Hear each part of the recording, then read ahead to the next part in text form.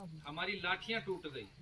हमने जो मोटी मोटी लाठियां लगा रखी थी वो लाठियां तिनकों की तरह छिन्न भिन्न हो गई, टुकड़े हो गए, टूट गई। तो आपकी इस छोटी सी उंगली में, इस नेक सी उंगली में वो शक्ति और सामर्थ्य, वो बल कहाँ से आया? तो भगवान की विशेषता देखो, ये नहीं कहा कि मैं भगवान हूं, मैं ईश्वर हूं, ये भी कह सकते थे।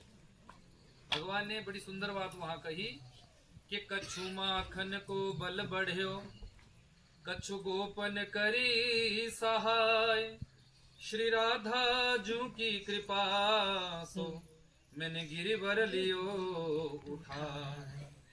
वहां इस प्रसंग से हमें एक बहुत बड़ा सूत्र मिलता है। आप लोग छोटा सा भी काम करते हो, वहां ये कहते हो कि मैंने ये कर दिया, हमारे अंदर अहंकार आ जाता है। आता है कि नहीं? घर बनाया, आप सबको देखा होगा, ये घर मैंने बनाया, दिखाते हो ना। सोने चांदी के आभूषण बनाओगे, ये आभूषण मैंने बनाया, ये हार मैंने बनाया है। यानी थोड़ा सा कुछ करने से भी हमारे अंदर अहंता छलक जाती है, अहंकार आ जाता है, अहम भाव आ जाता है। लेकिन भगवान की विशेषता देखो कि मेरे परात्पर प्रभु 7 कोस लंबे चौड़े पर्वत को, यानी 21 किलोमीटर की परिधि में जो श्री गोवर्धन गिरिराज जी फैले हुए हैं, उनको 7 दिन 7 रात्रि तक एक अन्य उंगली पर धारण करने के बाद भी उन ब्रजवासियों को ही बड़ा बताया कि आप सबके यहाँ जो मैं माखन चोरी करने आता था, ये उसी माखन की ताकत है। और विशेष रूप जो है श्री राधा रानी जी की कृपा से मैंने इस गिरिराज जी को धारण किया है।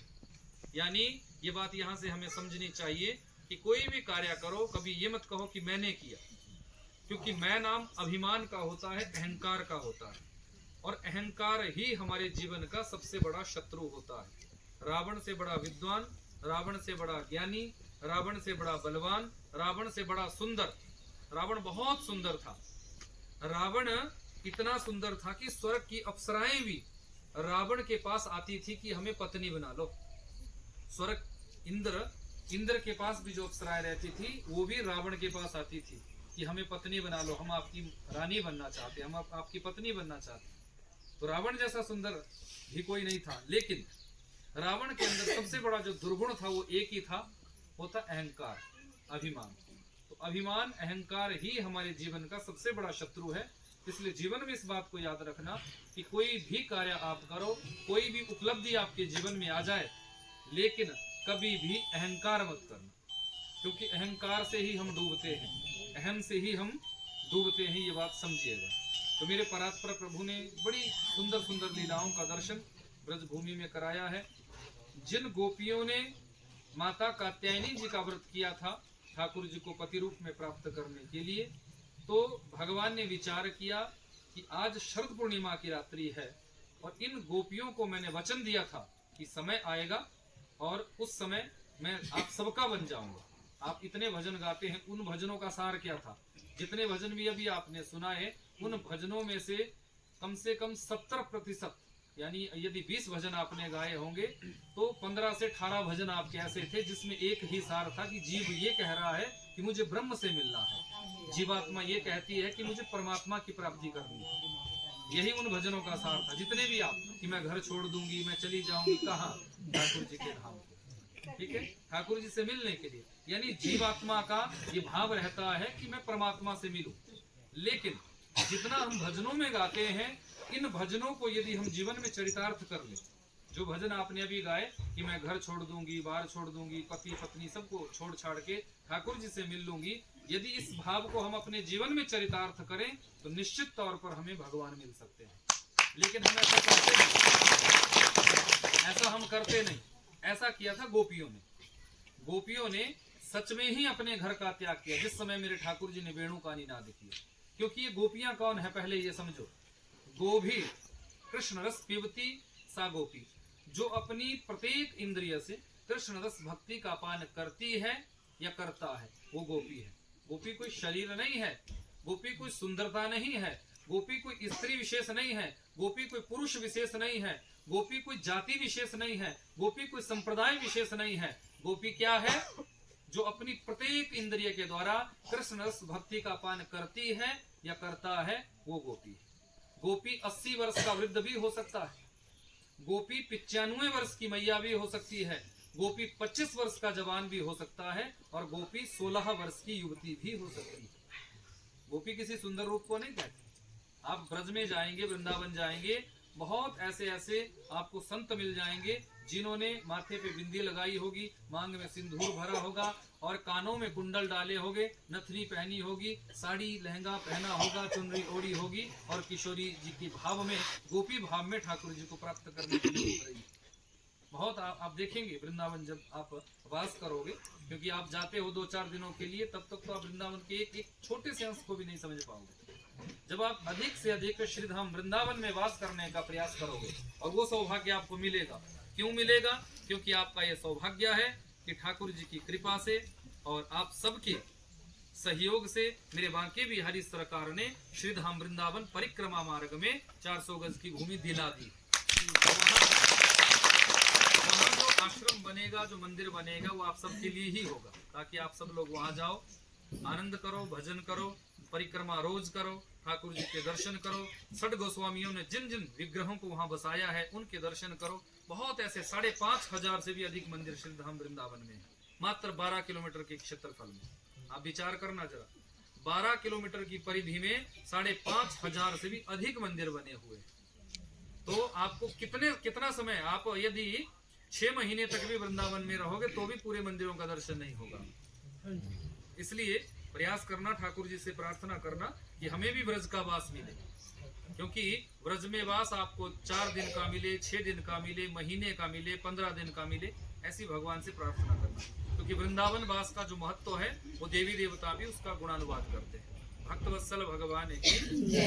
तो ये जो गोपियां थी, इन गोपियों ने अपने चित्त में ठाकुर जी की ही झांकी को बसाया था। और ये जो गोपियां थी, ये कोई स्त्रियां नहीं थी। लोगों का ये भ्रम है, कई लोग सोचते हैं, जो नास्तिक वृत्ति के लोग हैं, क्योंकि विद्यावताम भागवते परीक्षा, विद्वानों की परीक्षा भागवत में है। तो जो नास्तिक बुद्धि के लोग हैं, जिन्होंने भागवत का कभी दर्शन नहीं किया, भागवत की कभी शरण में नहीं गए, वो यही सोचते हैं कि वो परब्रह्म कैसे थे, परमात्मा कैसे थे, जिन्होंने पर नारियों के साथ रास किया। जबकि मैं एक उदाहरण यहाँ आपको देना चाहूंगा।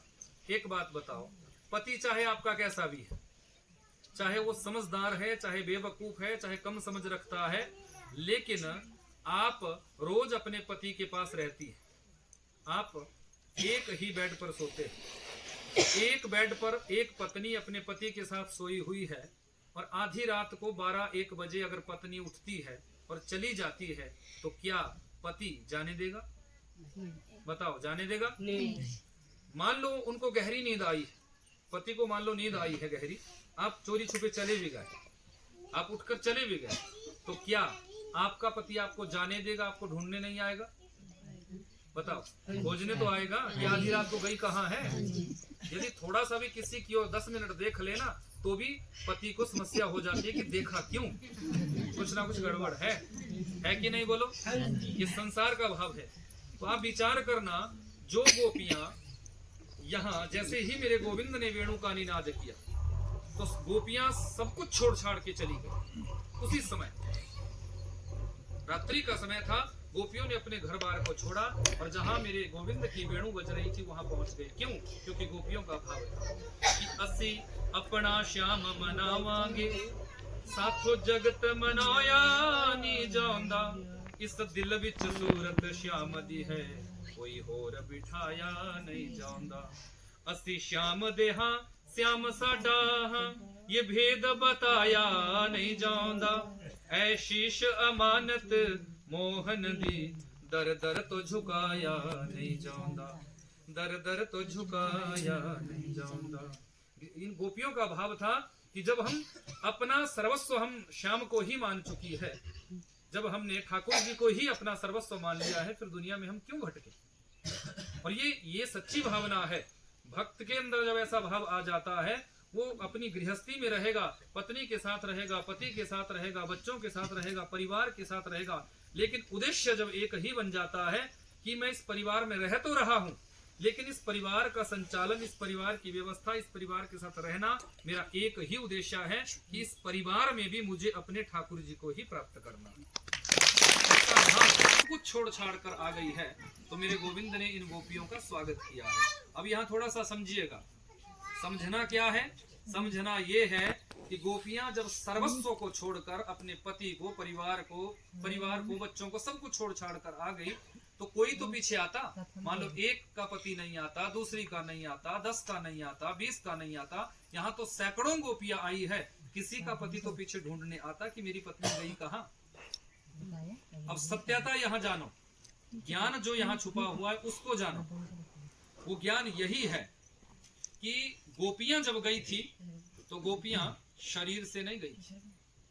शरीर गोपियों का अपने पति के ही पास था, शरीर गोपियों का अपने परिवार में ही था, शरीर गोपियों का अपने बच्चों के ही पास था।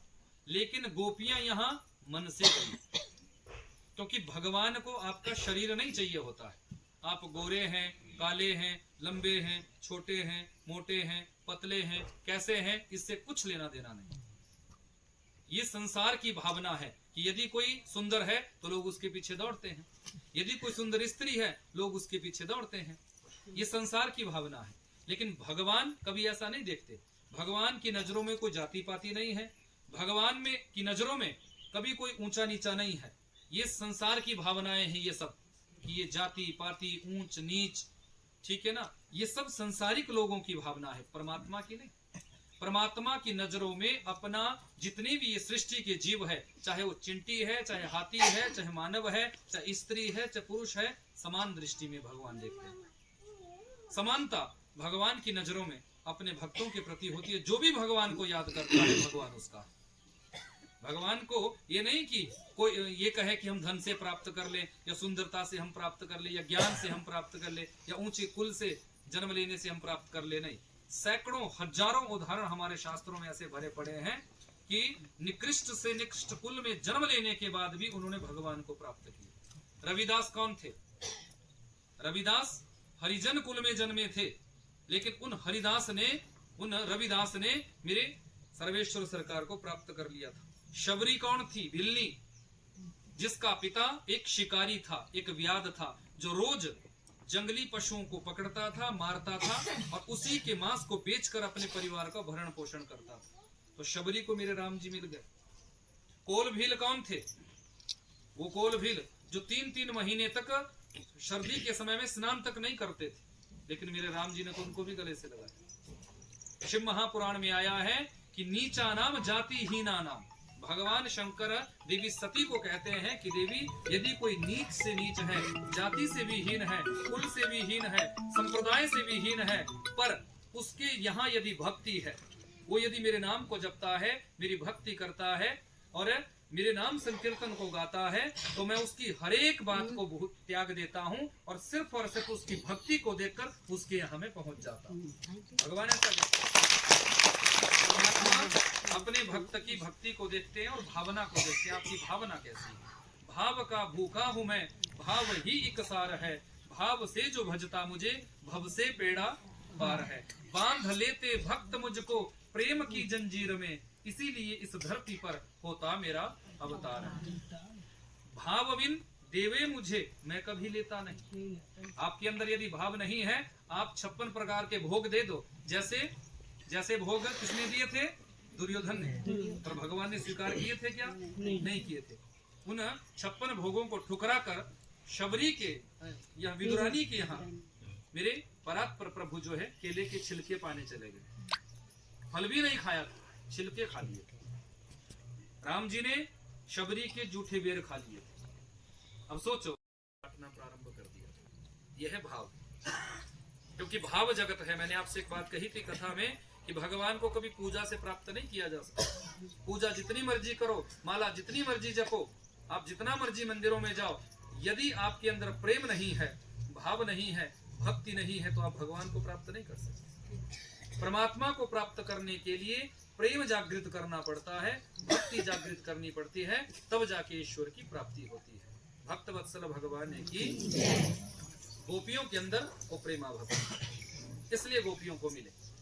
तो भगवान के पास गोपियां अपना शरीर लेकर नहीं गई, इस काया को लेकर नहीं गई। गोपियां भगवान के पास सिर्फ और सिर्फ अपने मन से पहुंच गई, मन से भगवान के पास पहुंची। ऐसे समझो, एक उदाहरण देकर समझाता हूं। 2 मित्र हैं। एक मित्र कहने लगा कि मुझे वृंदावन जाना है, और वो वृंदावन चला गया दोनों के जन्मदिन सेलिब्रेट करने के लिए। उसने कहा कि मैंने वृंदावन में अपना जन्मदिन सेलिब्रेट करना है। दूसरे ने कहा कि नहीं नहीं, मुझे तो किसी होटल में जाना है। वो पहुंच गया गोवा। अब वो गोवा जाकर अपना जन्मदिन सेलिब्रेट करने लगा। अब वो गोवा तो चला गया, लेकिन गोवा जाने के बाद उसको क्या हुआ, मन में आत्मग्लानि हो गई कि देखो मेरा मित्र इस समय बिहारी जी का दर्शन कर रहा होगा, मेरा मित्र इस समय